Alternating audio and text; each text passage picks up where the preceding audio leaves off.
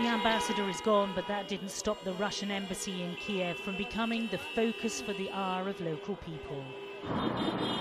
Drivers responding to the present, the chants and messages. The handmade posters comparing Putin to Hitler. Here it says 1939, 2014, where next? Many people think that if they allow Putin to invade Crimea, he will stop, and thus we keep Putin from continuing war. He breaks the international law, first of all. He doesn't care what the world says. Russians came too, this young woman wanting to send one simple message to the president of her own country. No war. No war. No war. I'm Russian girl. Mr. Putin, no war. The fear of war is real, and so too is the worry about Ukraine's ability to defend itself. The army and its equipment here, no match for the Russian machine. But the spectre of conflict has stoked sufficient fear to mobilise many in Kiev, signing up not via the traditional army route, but the self-defence force, which evolved during the Maidan protests. There were long queues here in the hours after Russian troops were seen in Crimea, but leaders are urging control.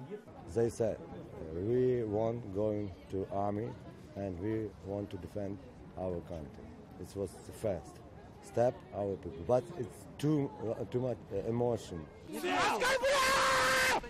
Containing emotion will not be easy in the febrile atmosphere which has dominated not just the mood but the diplomatic language for days. Ukraine's interim Prime Minister again condemning Crimean leaders who are leaning away from Kiev and towards Moscow. The so-called authorities of Autonomous Republic of Crimea adopted an illegal decision on the referendum on the future of Crimea. And I want to warn the separatists and other traitors of the Ukrainian state.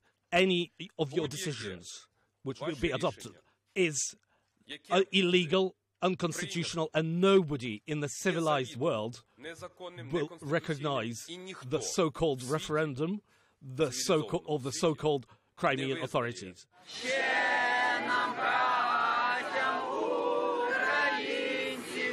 Maybe not, but if the majority in Crimea vote yes to Moscow, it'll mean, at the very least, more tension for those who oppose the Russian influence here. In Sevastopol, people pleaded with Putin to withdraw his troops, with their leaders to scrap the referendum. I would like to say to Vladimir Putin to take his troops back to Russian Federation and take back his hands from Ukraine. Sad and afraid that we will be a part of Russia. Because I'm Ukrainian, I don't want this.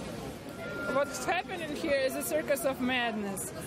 Because the things that happen, people can't believe that they are happening because it's madness. And yet hopes of progress seem as remote as ever this evening. Putin saying he will not respond to threats or sanctions, but Ukraine's leaders and the international community have offered little else. Michelle Clifford, Sky News, Kiev.